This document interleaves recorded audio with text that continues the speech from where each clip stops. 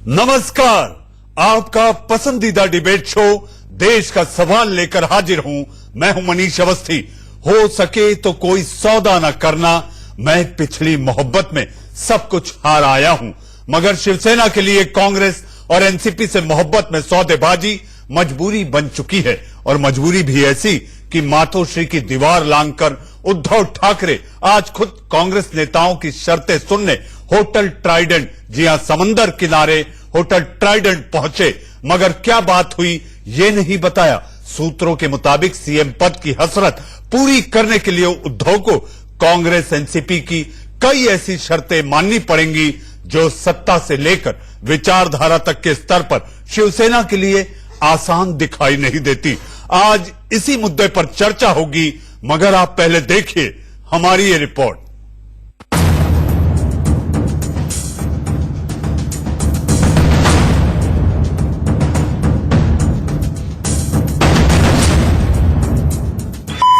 त्या सोनिया गांधीच्या समोर पिताश्री की आन खत्म,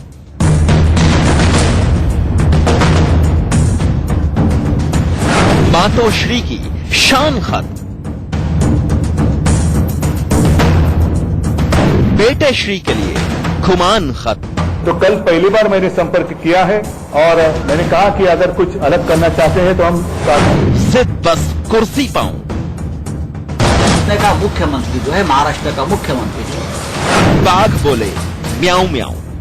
महाराष्ट्र में सरकार स्थापित करना ये कोई मजाक की बात नहीं है, और खास कर भिन्न विचारधारा के पक्ष एक साथ आकर कुछ सरकार चलाना चाहते हैं। शायद ही कभी आपने शिवसेना सुप्रीमो उद्धव ठाकरे को इतने पशोपेश में देखा होगा, वो भी तब जब वो पिताश्री बाल ठाकरे के उसूलों को तोड़ और मुंबई में सत्ता का दूसरा केंद्र कहे जाने वाले अपने आवास मातोश्री की शान के खिलाफ खुद चलकर कांग्रेस नेताओं से मिलने समंदर किनारे ट्राइडेंट होटल पहुंचे। सरकार को लेकर सिर झुकाए कांग्रेस की शर्तें सुनी, मगर वो शर्तें थी क्या ये बताना भी मुनासिब नहीं समझा। झालेली आहे, योग्य दिशेने चर्चा पुढे सरकत आहे। त्याच्यामुळे चर्चा जेव्हा पूर्ण होईल तेव्हा त्याचा जो काही निर्णय आहे तो आपल्या समोर येणार आहे। त्याच्यामुळे कृपा करून घाई गडबड करू नका। निर्णय कब तक हो जाएगा सर? निर्णय कब तक हो जाएगा? योग्य वेळेला निर्णय आपल्याला कळेल, पण मी एवढंच म्हणत की चर्चा आहे, त्याच्यामुळे चर्चा जेव्हा पूर्ण होईल तेव्हा त्याचा जो काही निर्णय आहे तो आपल्या समोर येणार आहे। त्याच्यामुळे कृपा करून घाई गडबड करू नका। निर्णय कब तक हो जाएगा सर? निर्णय कब तक हो जाएगा? योग्य वेळेला निर्णय आपल्याला कळेल, पण मी एवढंच म्हणत की चर्चा योग्य दिशेने सुरू झालेली आहे।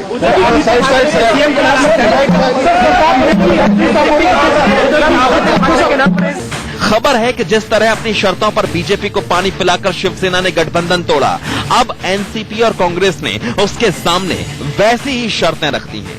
सूत्रों के मुताबिक शिवसेना को सिर्फ 2.5 साल के लिए सीएम पद मिलेगा, बाकी के 2.5 साल तक एनसीपी का मुख्यमंत्री होगा, पूरे 5 साल तक कांग्रेस का एक डिप्टी सीएम होगा। सरकार में 3 पार्टियों के 14 मंत्री होंगे। सरकार के साथ बीएमसी में भी हिस्सेदारी तय होगी। सरकार न्यूनतम साझा कार्यक्रम के तहत चलेगी। शिवसेना को कई बड़े मुद्दों पर स्टैंड पहले ही साफ करना होगा। महाराष्ट्र में शिवसेना का मुख्यमंत्री होगा।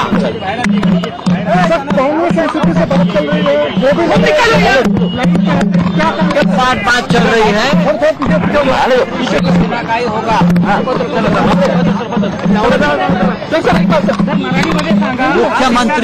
मुख्यमंत्री शिवसेनेचा होणार। मुमकिन है कि शिवसैनिक को सीएम बनाने का सपना पूरा हो जाए, लेकिन क्या इस तरह की बंदिशों और समझौते के साथ शिवसेना सत्ता के साथ ही अपने दूसरे संकल्पों को भी पूरा कर पाएगी? हमारे और कांग्रेस के बीच तो बहुत जल्द डिसीजन हो सकता है, लेकिन उसके बाद जिनके साथ बात करनी है, समझो शिवसेना के साथ, तो शिवसेना भी हमारे साथ क्या बात करनी है उसके बारे में डिसीजन लेगी, और कांग्रेस हम मिलके उनके साथ बात करेंगे। सत्ता के लिए इस बेमेल मोहब्बत के मंजिल तक पहुंचने का इंतजार हर किसी को है, लेकिन क्या घुटनों के बल गिरकर प्यादे पाने के बाद शिवसेना उस रिश्ते को निभा पाएगी? Bureau report, India news. इस वक्त महाराष्ट्र से जुड़ी जी लगातार पिछले कई दिनों से महाराष्ट्र में हो रही हलचल पर, सियासी हलचल पर लगातार चर्चा हो रही है, बहस हो रही है। इस वक्त आ रही है एक बड़ी खबर।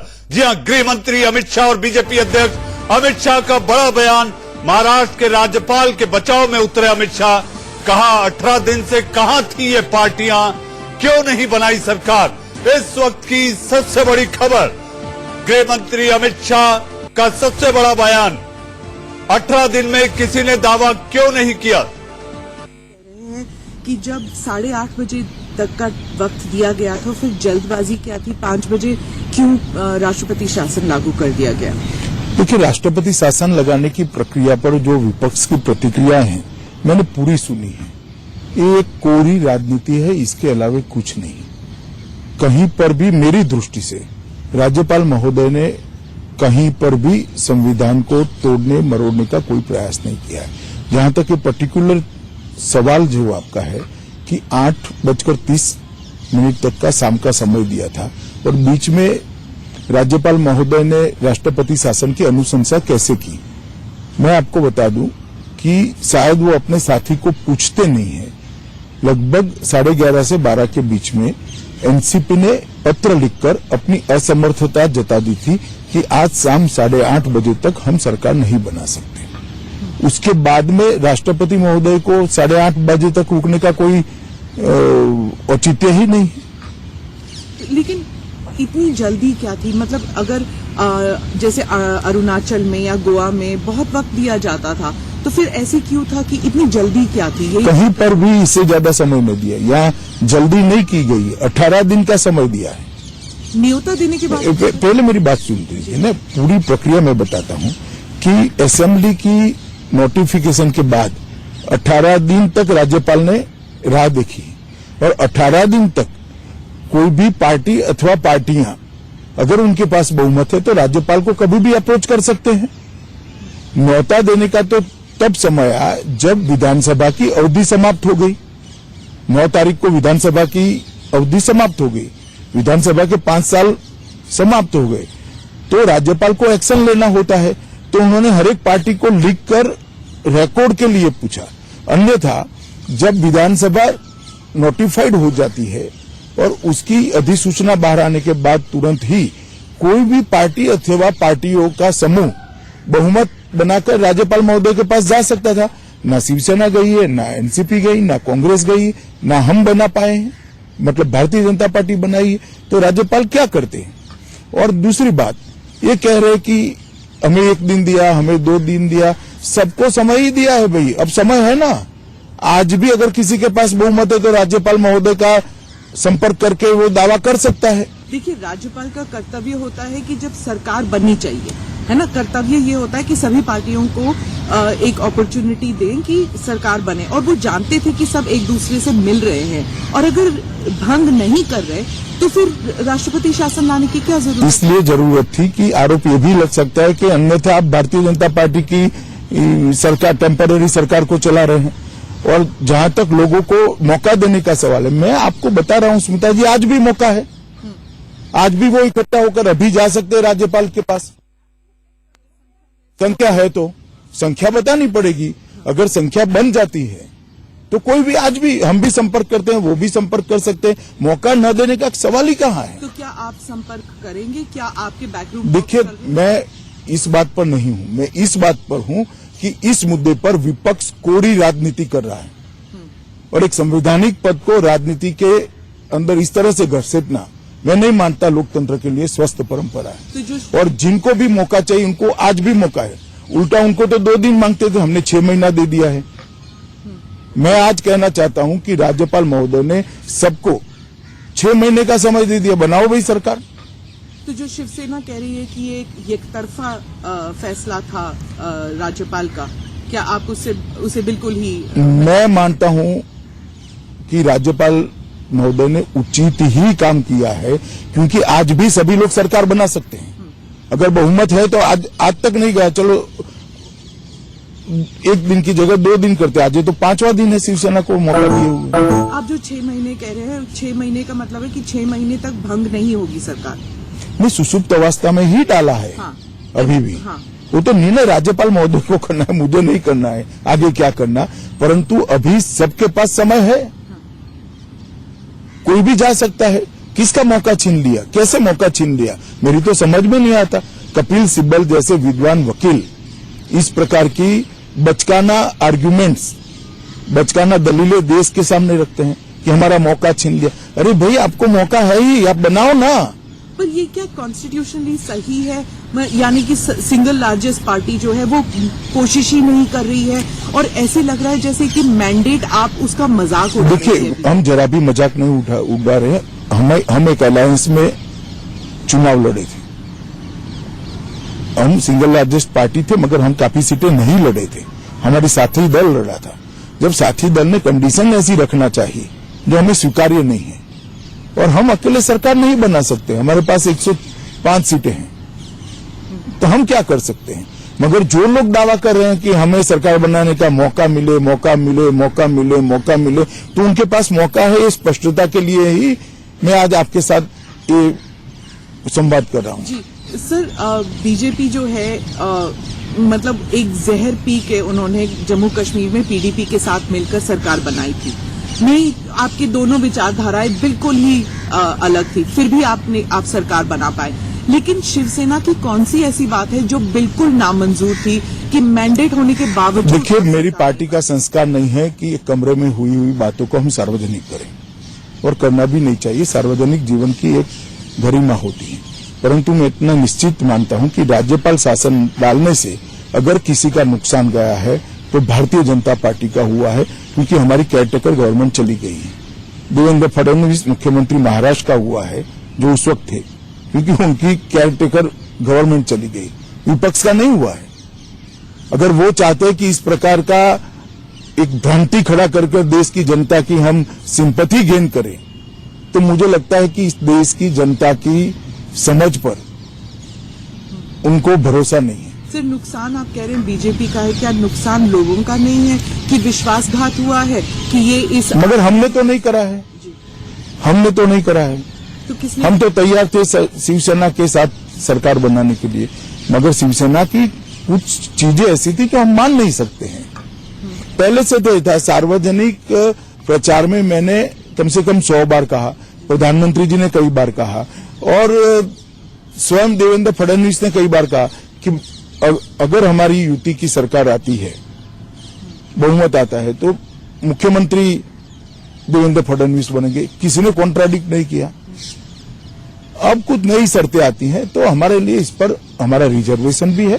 पार्टी उचित समय पर इस पर विचार करेगी, परंतु मैं इतना ही कहना चाहता हूं कि राष्ट्रपति शासन पर जो हाय तौबा मची है, वो कोरी जनता की सिंपैथी प्राप्त करने की निरर्थक एक्सरसाइज है, निरर्थक कवायद है, इसके अलावा कुछ नहीं। सर, वो 6 महीने की बात एक बार फिर से समझाइए। क्या कम से कम और ज्यादा से ज्यादा 6 महीने का वक्त होगा राष्ट्रपति शासन के लिए? उसके बाद क्या मध्यावधि चुनाव होंगे, कैसे होगा? देखिए, मैं नहीं चाहता कि मध्यावधि चुनाव हो, मैं नहीं सोचता हूं मध्यावधि चुनाव हो। जब 6 महीने समाप्त होंगे तब राज्यपाल संविधान के हिसाब से इस पर उचित विचार कर कानूनी सलाह लेकर आगे बढ़ेंगे। परंतु मैं इतना ही कहना चाहता हूं कि जो लोग कहते हैं कि हमें मौका नहीं दिया गया, राष्ट्रपति महोदय ने राज्यपाल महोदय ने बड़ा गैर संवैधानिक काम कर दिया है, हमारा मौका छीन लिया, डेमोक्रेसी में हमारा राइट है, मैं उनको कहना चाहता हूं कि आपका राइट आज भी है, आपके पास संख्या नहीं है। आपके पास अगर संख्या है तो आप जाकर सरकार बना लीजिए। धन्यवाद। धन्यवाद।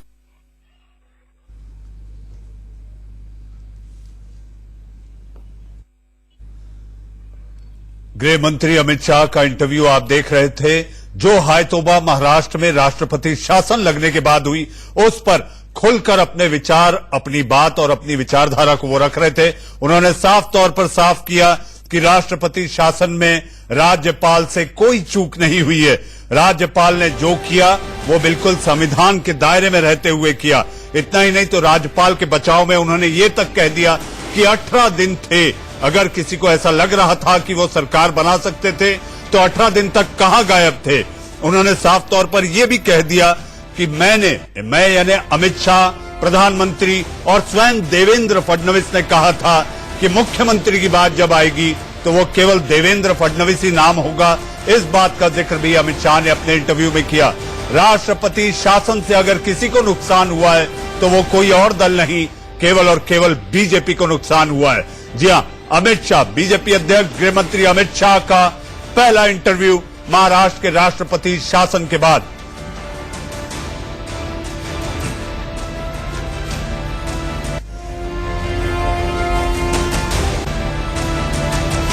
अमित शाह, जी हां, साफ तौर पर राज्यपाल के बचाव में उतरे अमित शाह।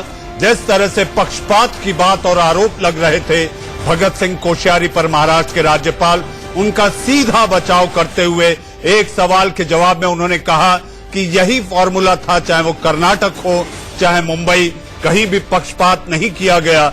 जो भी किया गया संविधान के दायरे में रहते हुए किया गया, एक स्वस्थ परंपरा को निभाया गया। इसके साथ साथ अमित शाह ने यह भी साफ किया कि अगर घाटा किसी को हुआ है राष्ट्रपति शासन में तो वो केवल और केवल किसी और को नहीं, केवल बीजेपी को हुआ है।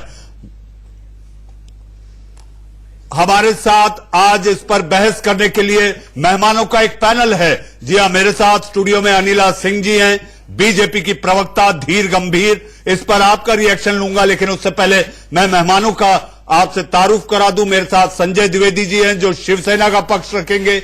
मेरे साथ सनी धीमान हैं, जी हां, छात्र नेता हैं लेकिन इनकी विचारधारा कांग्रेस की ओर झुकी दिखाई देती है। वरिष्ठ पत्रकार अजय कुमार वो भी जुड़ गए हैं और मेरे साथ रेशमा पटेल जो बात करेंगी एनसीपी की। अनिला जी, सबसे पहला रिएक्शन आपका कि राज्यपाल ने कोई पक्षपात नहीं किया और नुकसान आपको हुआ है। बिल्कुल, देखिए ऐसा है कि राज्यपाल साहब ने बिल्कुल वही किया कि जो उनको करना चाहिए था। सबसे पहले भारतीय जनता पार्टी, क्योंकि सबसे बड़ा दल था, उसको आमंत्रित किया। उसके बाद इन्होंने शिवसेना को किया, एनसीपी को किया, पर कोई भी दल सामने से आकर ये सिद्ध नहीं कर पाया कि वो सरकार बनाने के लिए पूरे आंकड़ों के साथ है। तो राज्यपाल साहब क्या करते? महाराष्ट्र को क्या इसी तरीके से, जिस तरीके के हालात चल रहे थे उसी में रहने देते? जिस प्रकार से ये बाकी दलों में आप देख रहे हो कि सुबह कोई बयान होता है, शाम को कोई बयान होता है, दोपहर में कोई चर्चा चल रही होती, तो पूरे महाराष्ट्र को ऐसे हालातों में रहने देते। अब 6 महीने का समय दिया है, खूब आराम से बैठो, विचार करो कि क्या करना है। राज्य के इस हालात और आपकी पार्टी के हालात के लिए अगर कोई जिम्मेदार है तो वो नाभी नाल का रिश्ता जिनका आपके साथ था। संजय द्विवेदी, कहां लाके खड़ा कर दिया आपने कुर्सी के लाड़ और प्यार में? जी नहीं, कुर्सी के मनीष जी, कुर्सी के लाड़ प्यार में नहीं कर दिया खड़ा हमने। अनिला जी से मैं एक चीज पूछना चाहता हूं, मैं बीजेपी की प्रवक्ता जी से एक चीज पूछना चाहता हूं, बस शिवसेना का मुख्यमंत्री बन जाता महाराष्ट्र में तो क्या विकास नहीं होता? अगर 2.5 साल की मांग थी, उसमें अगर मुख्यमंत्री शिवसेना का बनता तो न सुशासन आता ना विकास होता। नहीं, ये बात, शिवसेना का मुख्यमंत्री बन जाता महाराष्ट्र में तो क्या विकास नहीं होता? अगर 2.5 साल की मांग थी, उसमें अगर मुख्यमंत्री शिवसेना का बनता तो न सुशासन आता ना विकास होता। नहीं, ये बात अभी तक कोई भी समझ नहीं पाया। नहीं, तो ये चीज तो आप पर भी लागू होती है। मैं इनका स्वागत करता हूं। मैं अभी सुन ले, मैं सुन लीजिए, मैं बोला नहीं आपके बीच में। अभी साजी ने बड़ी अच्छी बात कही कि कमरे के अंदर की बात को जो है ओपन नहीं करना चाहिए, बड़ी अच्छी बात कही। मैं वही माननीय फडणवीस से पूछना चाहता हूं, अगर शिवसेना प्रमुख ने ये बात कही कि हमारा 50% के गठबंधन के लिए बात हुई है, 2.5 साल हमारा मुख्यमंत्री है, 2.5 साल आपका मुख्यमंत्री रहे, तो फडणवीस को माननीय राष्ट्रीय प्रमुख हमारे झूठा सिद्ध नहीं करना चाहिए। अमित शाह जी का बयान सुना आपने? अमित शाह जी का बयान सुना आपने? खुद देख लीजिए, देवेंद्र फडणवीस जी की बात सुनी आपने? राजनीति कर रहे हैं ना, राजनीतिक दलों के आधार पर बात करेंगे ना आप, घुमाइए फिराइए नहीं। ना चुनाव से पहले ना चुनाव के बाद एक बार भी ये नहीं कहा कि आप महाराष्ट्र में सीएम खेलेंगे। भारतीय जनता पार्टी जो है किसी भी राज्य में इस प्रकार का खेल खेलने में तब अपने आप युति हम लड़े हैं, जो आपके नेताओं ने तय किया है, आज चाहे कांग्रेस शिवसेना को शुभकामनाएं देती हूँ कि जो ये सोच कर चले हैं उसमें सफल हो। मैं तो ये कह सकती हूँ महाराष्ट्र की जनता की वजह से कि महाराष्ट्र की जनता जो है और जो टैक्स पेयर का हार्ड एंड मनी होता है जो चुनाव के खर्चे में लगता है, उस सबको ध्यान में रखते हुए मैं तो यही कहती हूँ अगर आपने सोच समझ कर फैसला लिया है और ऐसे लोगों के साथ आप खड़ा होना चाहते हैं जिनके लिए परम आदरणीय बाला साहब ने किस प्रकार के शब्दों का प्रयोग किया कि महिला होने के नाते में वो खुद बोल भी नहीं सकती हूँ, आप उनके साथ जाना चाहते हैं जाइए। आपको शुभकामनाएं, ढेर सारी शुभकामनाएं। ऐसे ऐसे दलों के साथ आप सरकार बनाना चाहते हैं। इतना ज्यादा स्वार्थ राजनीति के स्वार्थ के लिए की जाती है, विकास के लिए नहीं की जाती है, त्याग नाम की कोई चीज नहीं होती है। यानी कि आपको कुर्सी पर बैठना है तो आप ऐसे लोगों के साथ जाने का विचार बना लोगे। मेरे ख्याल से हमेशा से जो प्यार प्रेम बना रहा है शिवसेना और भारतीय जनता पार्टी में, वो बना रहे तो अच्छा रहेगा। 80% समाज सेवा जो प्यार प्रेम बना हुआ है उसको बना रहने दीजिए, अच्छा रहेगा। ये बीजेपी जो है वो जहां चाहती वहां सरकार बना रही है।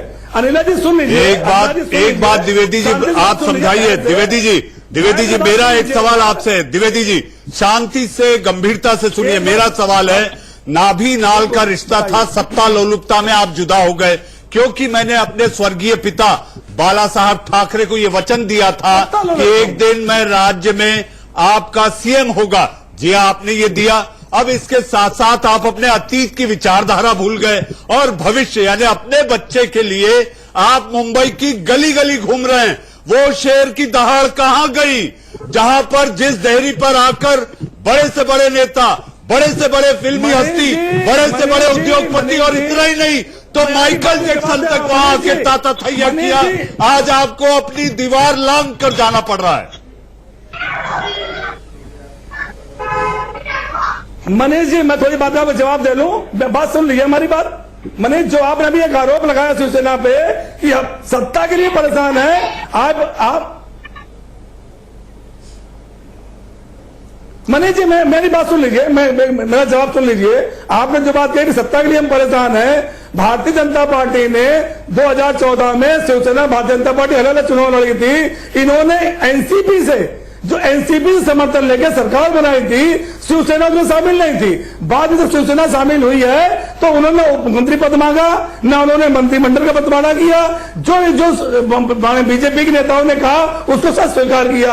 आप बिहार देखिए, बिहार में सरकार तो आप भी वही कट कॉपी पेस्ट कर रहे हैं क्या? उप मुख्यमंत्री बनाया गया आपका द्विवेदी जी, भारतीय जनता पार्टी का। द्विवेदी जी आप भी वही कट कॉपी पेस्ट कर रहे हैं, आप भी वही कट कॉपी पेस्ट कर रहे हैं। सब बोल दीजिए कि विचारधारा को हमने ताक पे रख दिया। मैं अगर कोई बात अगर मांग की जा रही है, नहीं मनीष जी, अगर कोई शिवसेना ने मांग रखी है 30 साल से गठबंधन है तो इस पर भारतीय जनता पार्टी को विचार करना चाहिए था। ठीक है अनिला जी आप बीजेपी की वरिष्ठ प्रवक्ता है, आप कहिए कि आपका सेना से तलाक हुआ है क्या? सेना से तलाक हो गया? आप मनीष जी, सेना से तलाक हो गया अनिला जी? आप सेना से मनीष जी, जब भारतीय जनता पार्टी की वफादारी के लिए कोई भी प्रश्न करता है तो मैं केवल इतना ही कहना चाहती हूँ कि मेरी वफा का इम्तिहान ना ले, क्योंकि मैंने वफादारी दरख्तों से सीखी है, पेड़ों से सीखी है। हमेशा हम खड़े रहे हैं, अभी भी खड़े हुए हैं, जमकर खड़े हुए हैं, राष्ट्रवादिता के साथ खड़े हुए हैं, परंतु ऐसे दलों का साथ नहीं लेंगे जो मौका प्रस्त है, जो देश की जो अस्मिता है उसको गिरवी रखने के लिए तैयार रहते हैं। ऐसे दलों के बाहर बैठेंगे और ऐसे दलों का साथ कभी भी नहीं लेंगे, केवल और केवल इसलिए कि हमको कुर्सी पर बैठनी है। हम जो है बाला साहब का बहुत सम्मान करते हैं, बहुत सम्मान करते हैं। और नहीं अभी मनीष जी आपने बताया कि किस प्रकार बड़े से बड़ा नेता, उद्योगपति, चाहे वो करता था उनके दरबार में जाते थे। और आज ये दिन आ रहे हैं कि कांग्रेस के लिए रुके रहो, हर दिन होतना एक समान। अनिला जी हर दिन होतना एक समान। रेशमा पटेल आपके मन में तो लड्डू फूट रहे हैं, सत्ता आपके करीब दिख रही है। रेशमा आपके पास आऊंगा साहब, आपकी समिति और कमेटियों की जो बात हो रही है कैसे बनेगी सरकार, इस पे भी बात करूंगा द्विवेदी जी।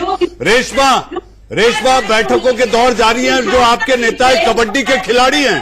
विचारधारा का इतिहास देख लीजिए, एक बार जम्मू कश्मीर में उस लोगों का गठबंधन देख लीजिए, बहुत देर से राजीव जहाँ पे उन लोगों ने गठबंधन किया था।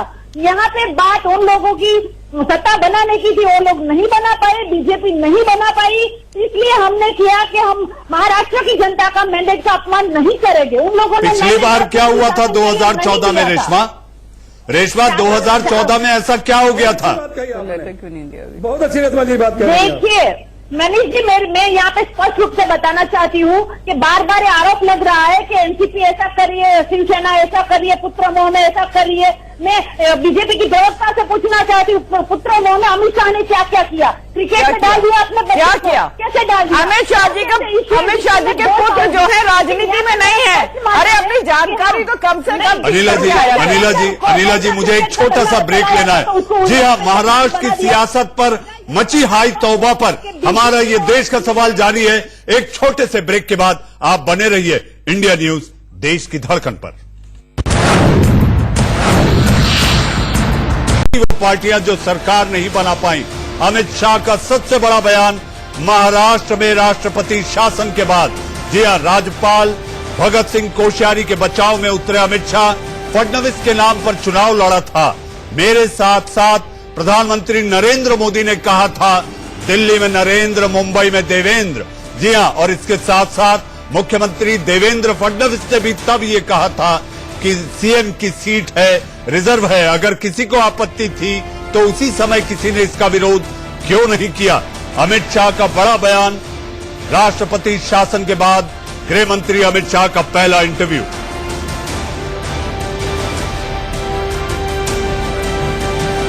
कि जब 8:30 बजे तक का वक्त दिया गया था, फिर जल्दबाजी क्या थी? 5 बजे क्यों राष्ट्रपति शासन लागू कर दिया गया? देखिए, राष्ट्रपति शासन लगाने की प्रक्रिया पर जो विपक्ष की प्रतिक्रिया है मैंने पूरी सुनी है। ये एक कोरी राजनीति है, इसके अलावा कुछ नहीं। कहीं पर भी मेरी दृष्टि से राज्यपाल महोदय ने कहीं पर भी संविधान को तोड़ने मरोड़ने का कोई प्रयास नहीं किया है। जहां तक ये पर्टिकुलर सवाल जो आपका है कि 8:30 तक का शाम का समय दिया था और बीच में राज्यपाल महोदय ने राष्ट्रपति शासन की अनुशंसा कैसे की, मैं आपको बता दूं कि शायद वो अपने साथी को पूछते नहीं है। लगभग 11:30 से 12 के बीच में एनसीपी ने पत्र लिखकर अपनी असमर्थता जता दी थी कि आज शाम 8:30 बजे तक हम सरकार नहीं बना सकते, कि शायद वो अपने साथी को पूछते नहीं है। लगभग 11:30 से 12 के बीच में एनसीपी ने पत्र लिखकर अपनी असमर्थता जता दी थी कि आज शाम 8:30 बजे तक हम सरकार नहीं बना सकते। उसके बाद में राष्ट्रपति महोदय को 8:30 बजे तक रुकने का कोई औचित्य ही नहीं। लेकिन इतनी जल्दी क्या थी? मतलब अगर जैसे अरुणाचल में या गोवा में बहुत वक्त दिया जाता था, तो फिर ऐसे क्यों था कि इतनी जल्दी क्या थी? कहीं पर भी इससे ज्यादा समय नहीं दिया, यहाँ जल्दी नहीं की गई। 18 दिन का समय दिया है न्योता देने के बाद। पहले मेरी बात सुन लीजिए ना, पूरी प्रक्रिया मैं बताता हूँ कि असेंबली की नोटिफिकेशन के बाद 18 दिन तक राज्यपाल ने राह देखी और 18 दिन तक कोई भी पार्टी अथवा पार्टियां अगर उनके पास बहुमत है तो राज्यपाल को कभी भी अप्रोच कर सकते हैं। न्योता देने का तो तब समय आया जब विधानसभा की अवधि समाप्त हो गई। 9 तारीख को विधानसभा की अवधि समाप्त हो गई, विधानसभा के 5 साल समाप्त हो गए, तो राज्यपाल को एक्शन लेना होता है। तो उन्होंने हर एक पार्टी को लिखकर रिकॉर्ड के लिए पूछा। अन्यथा जब विधानसभा नोटिफाइड हो जाती है और उसकी अधिसूचना बाहर आने के बाद तुरंत ही कोई भी पार्टी अथवा पार्टियों का समूह बहुमत बनाकर राज्यपाल महोदय के पास जा सकता था। ना शिवसेना गई है, ना एनसीपी गई, ना कांग्रेस गई, ना हम बना पाए हैं, मतलब भारतीय जनता पार्टी बनाई है। तो राज्यपाल क्या करते हैं? और दूसरी बात ये कह रहे कि हमें 1 दिन दिया, हमें 2 दिन दिया, सबको समय ही दिया है भाई। अब समय है ना, आज भी अगर किसी के पास बहुमत है तो राज्यपाल महोदय का संपर्क करके वो दावा कर सकता है। देखिए, राज्यपाल का कर्तव्य होता है कि जब सरकार बननी चाहिए, है ना, कर्तव्य ये होता है कि सभी पार्टियों को एक अपॉर्चुनिटी दें कि सरकार बने। और वो जानते थे कि सब एक दूसरे से मिल रहे हैं, और अगर भंग नहीं कर रहे तो फिर राष्ट्रपति शासन लाने की क्या जरूरत? इसलिए जरूरत थी कि आरोप ये भी लग सकता है कि अन्यथा आप भारतीय जनता पार्टी की सरकार, टेम्पररी सरकार को चला रहे हैं। और जहां तक लोगों को मौका देने का सवाल है, मैं आपको बता रहा हूं स्मिता जी, आज भी मौका है। आज भी वो इकट्ठा होकर अभी जा सकते हैं राज्यपाल के पास। अगर संख्या है तो संख्या है तो संख्या बतानी पड़ेगी। अगर संख्या बन जाती है तो कोई भी आज भी हम भी संपर्क करते हैं, वो भी संपर्क कर सकते हैं, मौका न देने का सवाल ही कहाँ है। तो क्या आप संपर्क करेंगे? क्या आपके बैकरूम? देखिए, मैं इस बात पर नहीं हूं, मैं इस बात पर हूं कि इस मुद्दे पर विपक्ष कोरी राजनीति कर रहा है और एक संवैधानिक पद को राजनीति के अंदर इस तरह से घसीटना मैं नहीं मानता लोकतंत्र के लिए स्वस्थ परंपरा है। तो और जिनको भी मौका चाहिए उनको आज भी मौका है। उल्टा उनको तो 2 दिन मांगते थे, हमने 6 महीना दे दिया है। मैं आज कहना चाहता हूं कि राज्यपाल महोदय ने सबको 6 महीने का समय दे दिया, बनाओ भाई सरकार। तो जो शिवसेना के जी, आप सुन रहे थे गृह मंत्री अमित शाह को।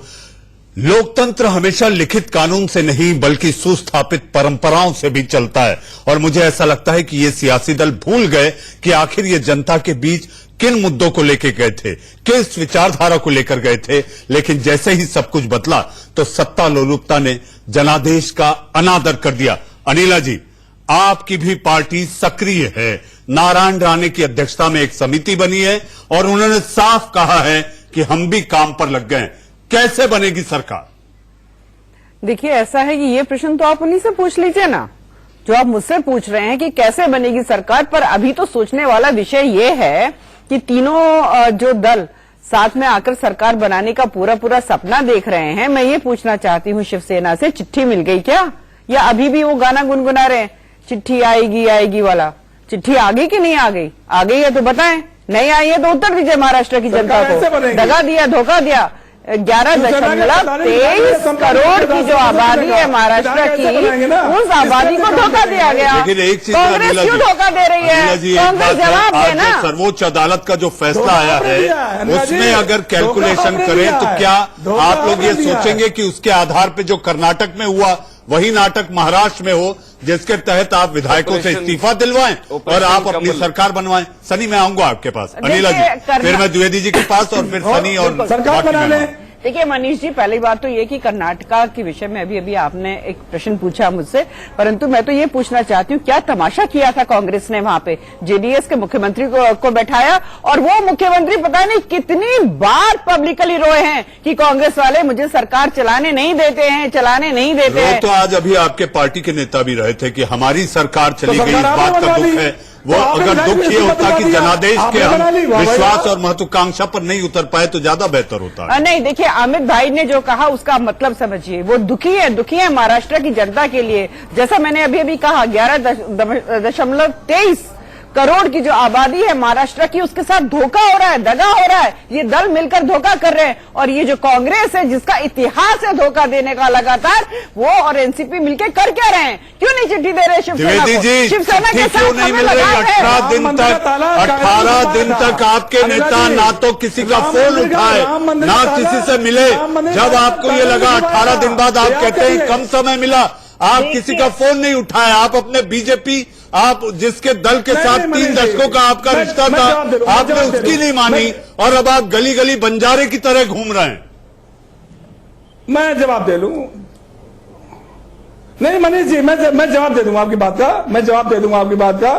देखिए, हमारा जो गठबंधन था भारतीय जनता पार्टी के साथ था, जब तक भारतीय जनता पार्टी मना नहीं कर देगी, जब भारतीय जनता पार्टी ने मना कर दिया कि हम सरकार नहीं बनाएंगे, तब शिवसेना ने जो था दूसरी पार्टी से बात करना शुरू किया। से मना कर दिया। आपने कहा मुख्यमंत्री हमारा बनेगा। धोखा किसने दिया? अनिला जी, जब बीजेपी ने मना कर दिया, आप लोगों ने ये शर्त लगा दी। हम तो आज भी आपसे प्यार प्रेम करते हैं। धोखा किसी के साथ हुआ? धोखा मासूम 9 करोड़ वोटरों के साथ हुआ है। अनिला जी, धोखा अगर हुआ है तो वो केवल 9 करोड़ मतदाताओं के साथ हुआ है। बिल्कुल हुआ है। मैं यही कहना चाह रही हूँ, शिवसेना से यही कहना चाह रही हूँ, हमारे मन में आज भी आपके लिए उतना ही स्नेह है और दुख हो रहा है। आप गलत रास्ते पे जा रहे हो, आज भी उन लोगों के साथ बैठ रहे हो। सनी धीमान, आपका स्नेह जो है, आपका स्नेह 75, 77, 80, 2007, 2012 गुड़ खाए गुलगुले से परहेज। जब आपको शिवसेना की जरूरत पड़ी आपने इस्तेमाल किया। अब आपको दिख रहा है कि बिन पानी मछली कैसे होती है, सत्ता करीब दिख रही है, आप करीब जा रहे हैं। देखिए, पहली बात, इस सारे डिस्कोर्स में अभी जो बातें चल रही थी शिवसेना और बीजेपी के बीच में, दिख गया कि बीजेपी, एक तरीके से कहावत है कि बड़ी मछली छोटी मछली खाती है।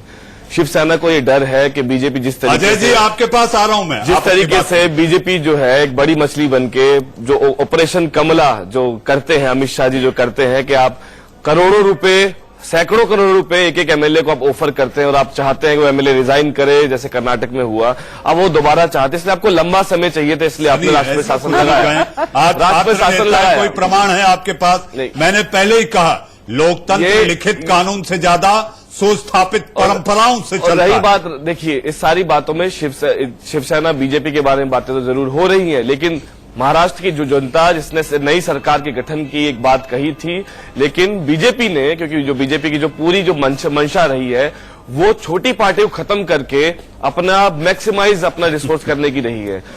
और हमारा कांग्रेस पार्टी की तरफ से हमारा मिनिमम ये है कि जो महाराष्ट्र की जनता है, अगर आपको सुनाई देगा तो कांग्रेस पार्टी की तरफ से स्टेटमेंट आ रहे हैं कि किसानों का ऋण माफ होगा, किसानों का ऋण माफ होगा, कॉमन मिनिमम प्रोग्राम के बारे में बात चल रही है।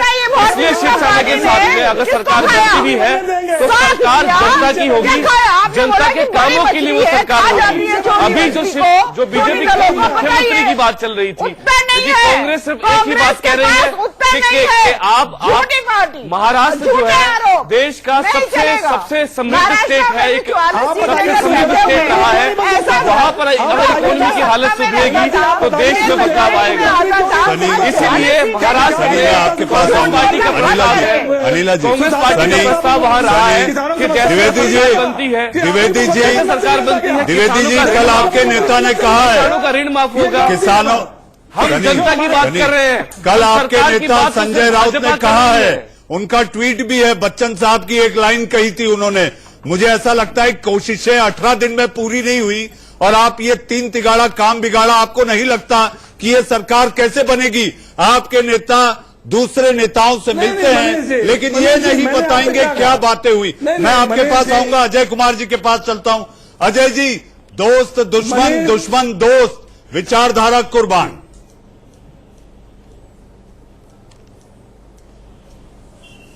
जी देखिए, इस पूरी चर्चा में जनता गायब थी। जनता के जो मैंडेट है उसका क्या हुआ, उसके विकास का क्या हुआ, इस पे कोई चर्चा कोई भी पार्टी नहीं कर रहा है। तो मैं आपसे अर्ज करना चाहूंगा मनीष जी कि ये काफिले वालों तुम इतना भी न समझे कि जनता को लूटा है रहजन ने रहबर के इशारों पर, तो ये मिली भगत है, ये मैच फिक्सिंग है और इनको यह ध्यान रखना होगा कि 2005 में ऐसा ही वाकया कांग्रेस की सरकार में हुआ था। बूटा सिंह बिहार के गवर्नर थे, खुद फर्नांडिस प्रेसिडेंट रूल को झेल कर ही 2014 में सरकार बनाए हैं और यही उनके साथ हुआ है। और कोर्ट का इस बारे में बहुत ही स्पष्ट, एक नहीं, कर्नाटक में डिसीजन है, बिहार के मसले में डिसीजन है, उसका ध्यान इनको रखना पड़ेगा। संवैधानिक दायरे में इन्हें काम करना पड़ेगा। अजय जी, सरहद पार से एक बहुत बड़ी खबर आ रही है। आप लोग देश का सवाल में जुड़े, बहुत बहुत धन्यवाद। मैं ये देश का सवाल डिबेट खत्म करने के पहले केवल महाराष्ट्र की सियासत पर इतना कहना चाहूंगा, दुश्मनी करो, जोर से करो, लेकिन इतनी गुंजाइश जरूर रखो कि जब दोबारा मिलें तो आंखों में शर्मिंदा ना हो। देश का सवाल में आप लोग जुड़े, बहुत बहुत धन्यवाद। इसके बाद सरहद पार से एक बड़ी खबर, एक छोटे से ब्रेक के बाद।